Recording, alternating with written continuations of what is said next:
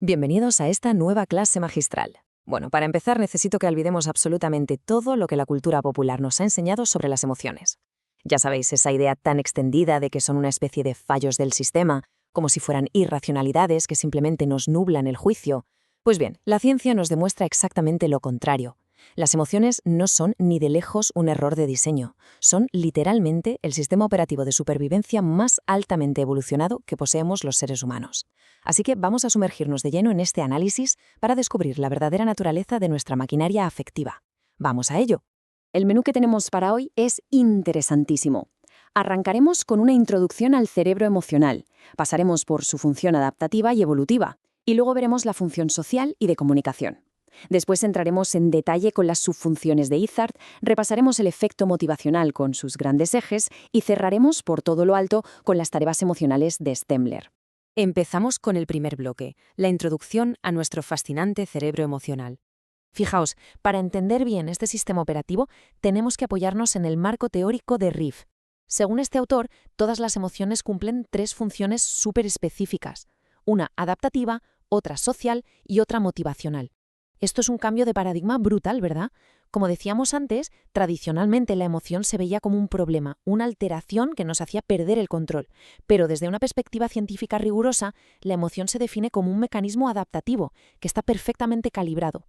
Imaginemos a un organismo vivo navegando por un entorno complejo, lleno de amenazas y de oportunidades. Pues bien, las emociones son exactamente la brújula que le permite ajustarse al instante. No son obstáculos en el camino, son soluciones inmediatas para sobrevivir. Pasamos ahora a explorar esa función adaptativa y su profundo origen evolutivo. Esta función adaptativa tiene unas raíces evolutivas profundísimas. De hecho, conecta directamente nuestro estrés moderno con los mecanismos de supervivencia de los primeros humanos. Y cómo no, Charles Darwin fue el primero en dar en el clavo con esto. Él nos dijo que la función más importante de la emoción es preparar al organismo para ejecutar la conducta que el ambiente le está exigiendo en ese momento. Podemos pensar en la emoción como si fuera un interruptor de modo supervivencia.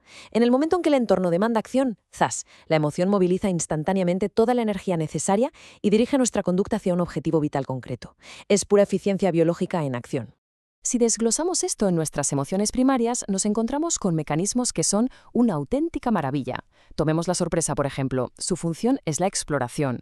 Ante algo novedoso, no es solo que prestemos atención, es que la sorpresa recluta activamente nuestros recursos cognitivos. Es como si de repente el cerebro instalara más memoria RAM de golpe para procesar eso inesperado. Luego tenemos el asco, que es pura supervivencia evolutiva, y su función es el rechazo. Básicamente nos evita comernos alimentos en mal estado o exponernos a patógenos, impulsando nuestros hábitos higiénicos. Y la alegría, ojo con la alegría, porque su función adaptativa es la afiliación.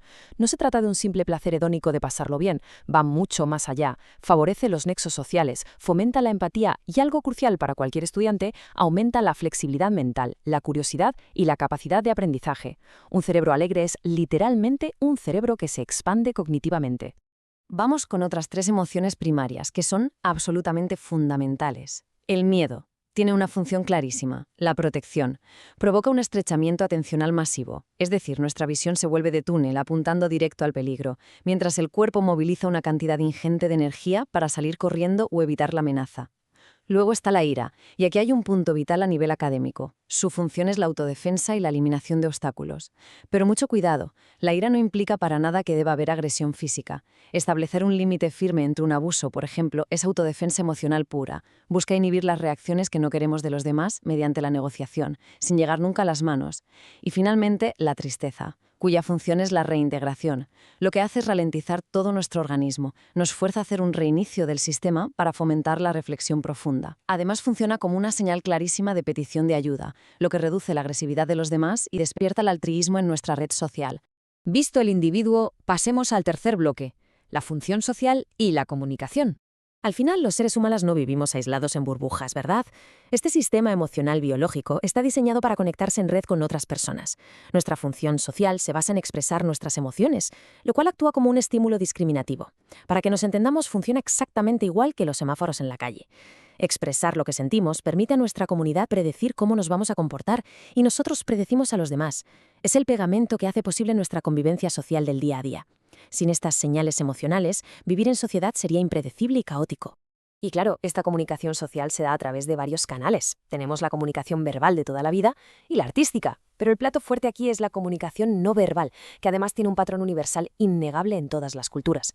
Nos comunicamos constantemente mediante nuestra postura corporal, nuestras expresiones faciales y una herramienta que es sencillamente fundamental, la prosodia. La prosodia no es otra cosa que la entonación, el tono emocional que le damos al habla. Es esa diferencia abismal entre escuchar un estoy bien genuino y un estoy bien cargado de sarcasmo o de una tristeza profunda.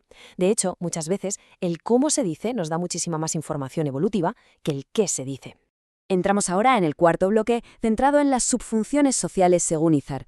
El marco teórico de Izard es muy importante a nivel académico, porque coge esta función social y la divide en 4 subfunciones súper precisas. Primero, facilitar la interacción social. Una sonrisa natural al conocer a alguien rompe el hielo casi mágicamente. Segundo, controlar la conducta de los demás. Pensad en esa mirada severa de un profesor que, sin decir ni media palabra, expresa una leve ira y consigue callar a toda un aula. Tercero, permitir la comunicación de nuestros estados afectivos, como cuando vemos las lágrimas de un amigo y automáticamente comprendemos su dolor interno. Y cuarto, promover la conducta prosocial. Percibir la emoción en el otro detona nuestra propia empatía y nos impulsa, a nivel puramente biológico, a ofrecer nuestra ayuda. Avanzamos al quinto bloque para descubrir el motor del comportamiento, el efecto motivacional. Si pasamos de la comunicación externa al motor interno que nos mueve, nos damos cuenta de que emoción y motivación son básicamente 2 caras de la misma moneda. Hay un bucle continuo e indisoluble entre ellas. De hecho, las emociones son nuestro primer sistema motivacional. Fijaos en el proceso. La emoción es la chispa que arranca la conducta, es la brújula que la dirige hacia una meta en concreto y es la gasolina que marca la intensidad con la que vamos a actuar. Y luego al revés, cuando ejecutamos esa conducta motivada, generamos reacciones emocionales completamente nuevas. En resumen, las emociones energizan todo nuestro proceso de percepción y razonamiento. Es imposible estar motivado por algo sin sentir ninguna emoción al respecto. Toda esta inmensa variedad de comportamientos motivados se organiza en torno a 2 ejes de regulación gigantescos. Por un lado, tenemos el eje de aproximación, o apetitivo. Aquí el organismo se mueve directamente hacia una recompensa, impulsado por emociones positivas como pueden ser la alegría o la sorpresa. Por el otro lado está el eje de evitación, o aversivo. Aquí ocurre lo contrario. El organismo huye despavorido de una amenaza, guiado fundamentalmente por el miedo o el asco. Si lo pensamos bien, pasamos toda nuestra vida navegando constantemente entre estos 2 instintos, acercarnos a lo que nos hace prosperar y alejarnos de todo aquello que amenaza nuestra integridad. Llegamos al sexto y último bloque, la parte más técnica del análisis, las tareas emocionales de Stembler. Y sí, esta es la capa más profunda, pero Stembler es brillante porque logra decodificar exactamente qué hace una emoción en milisegundos. Él propone 9 tareas críticas. Vamos con las 5 primeras. Imaginaos esto, aparece un estímulo y al instante la emoción lo codifica como positivo o negativo. Segundo, y esto es vital, interrumpe cualquier pensamiento en curso. Si estamos leyendo muy concentrados y de repente se escucha una explosión enorme, la emoción paraliza la lectura de golpe para que atendamos al ruido. Tercero, en cuestión de milésimas de segundo, busca en nuestra memoria emocional qué hicimos en el pasado en situaciones parecidas. Cuarto, influencia nuestra tendencia de respuesta para decidir si nos acercamos o huimos. Y quinto, evalúa continuamente todo el ambiente usando procesos rápidos, tanto conscientes como inconscientes. Las últimas 4 tareas nos demuestran el poder casi absoluto que tiene la emoción sobre nuestra biología. Sexto, la emoción nos prepara para actuar, coordinando a la vez el sistema nervioso, el hormonal y hasta el inmune.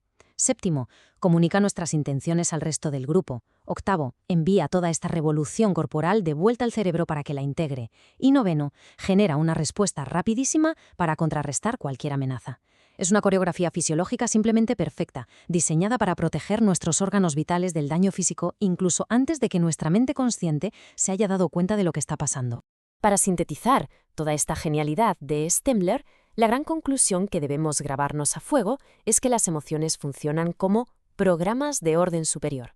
Son como módulos maestros en nuestra mente que literalmente secuestran el hardware biológico. En el momento en que se dispara una emoción fuerte, reajusta todas las prioridades, enciende las alarmas de urgencia y desactiva de inmediato cualquier proceso que no sirva para esa emergencia. Da igual si son metas a largo plazo, el razonamiento lógico o incluso la digestión. Todo eso se pausa. Es el nivel máximo de rendimiento de nuestro sistema psicológico para asegurarnos la supervivencia. Y para terminar, os dejo con una pequeña provocación académica para conectar toda esta teoría con el aquí y el ahora. Si sabemos que las emociones dirigen nuestras prioridades mentales de procesamiento, cabe preguntarnos, ¿Qué eje motivacional está impulsando que estemos reteniendo toda esta información hoy? ¿Acaso es el eje de aproximación, porque buscamos el éxito y dominar la asignatura? ¿O es el eje de evitación, intentando huir de un posible suspenso en el examen? Pensemos en ello. Nuestro sistema operativo emocional siempre está al mando. Hasta el próximo análisis.